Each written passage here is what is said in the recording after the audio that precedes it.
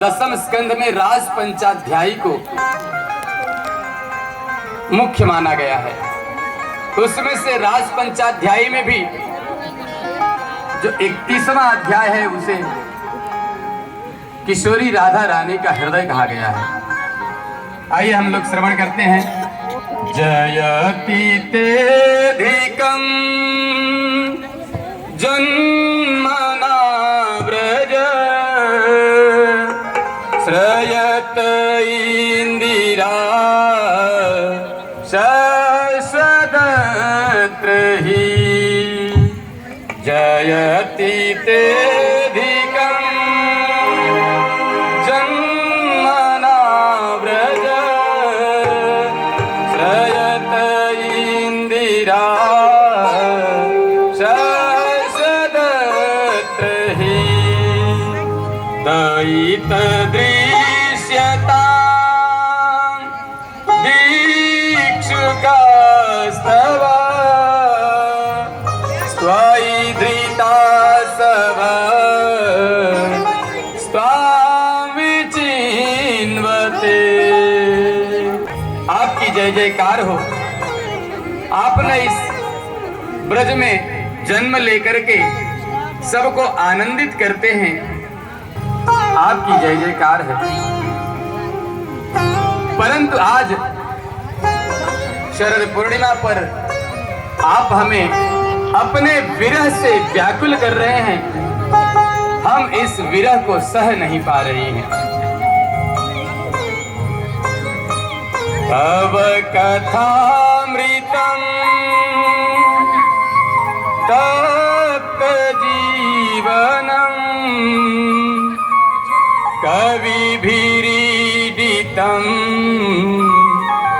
कल्मषापहम्। गोपियां कहते हैं कि हे केशव, आप तो मनुष्य को सुख देते ही हैं, परंतु आपकी कथा भी मनुष्य को सुख प्रदान करती है।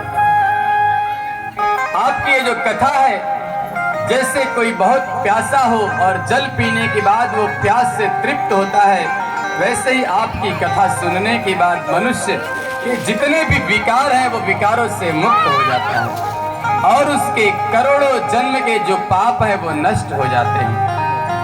श्रवण मंगलम श्रीमदाततं भुवि गृह्णन्ति ते भूरिदा जना। आपकी कथा मनुष्य को मंगल प्रदान करने वाली है, परंतु आज आप हमें अपने विरह से जो तड़पा रहे हैं, हम इसमें ऐसा लगता है कि प्राण चले जाएं, परंतु यह विरह वेदना अब सहा नहीं जाता। इतना कह करके जोर जोर से गोपियां भगवान के विरह में रोने लगती हैं, तड़पने लगती हैं। भगवान को लगा कि अब इनके जितने विकार थे सब विकार नष्ट हो चुके हैं। इति गोप्यः प्रगायन्त्यः प्रलपन्त्यश्च चित्रधा रुरुदुः सुस्वरं राजन् कृष्ण दर्शन लालसा। कृष्ण के दर्शन के लालसा में जोर जोर से गोपियां रोने लगती हैं। तासामाविर्भूच्छोरिः स्मयमान मुखाम्बुजः पीताम्बरधरः स्रग्भिः साक्षान्मन्मथ मन्मथ। सभी गोपियां विरह से रो रही थी, करुणा से रो रही थी। भगवान सभी के मध्य में दिव्य पीताम्बर धारण करके सबके मध्य में प्रकट हो जाते हैं और पुनः सबको प्रमुदित करते हैं, प्रसन्न करते हैं। बोले कृष्ण कन्हैया लाल की जय हो। सब गोपियां भगवान को पा करके बहुत प्रसन्न होती हैं। अब भगवान पुनः जितनी गोपियां पुनः उतने रूप धारण कर लिए हैं और फिर से गोपियों के मनोरथ को सिद्ध करने के लिए फिर से रास लीला, दिव्य रास लीला प्रारंभ करते हैं। शिव जी कैलाश पर्वत पर बैठे बैठे ये सारा दृश्य देख रहे थे। शिव जी से रहा नहीं गया। भगवान शंकर भगवान बन के शिव जी भी सुंदर नृत्य करते हैं। तो भगवान शिव जी से रहा नहीं गया। इस रासलीला में किसी भी प्रकार का काम नहीं है, क्योंकि भगवान ने कामदेव को पराजित कर दिया था। भगवान शिव जी से रहा नहीं गया। शिव जी बोले मैं भी जाऊंगा रास में, मैं भी रास में जाऊंगा।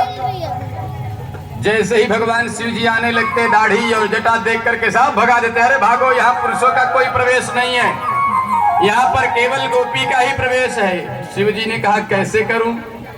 तो भगवान शिव जी ने दिव्य गोपी का रूप धारण किया और भगवान शिव जी का नाम पड़ा गोपेश्वर। बोले गोपेश्वर महादेव की जय। भगवान ने गोपेश्वर का रूप धारण किया और सभी गोपियों के साथ भगवान शिव जी भी भगवान कृष्ण के साथ गोपी बन करके दिव्य रास रच रहे हैं। आइए हम लोग श्रवण करते हैं।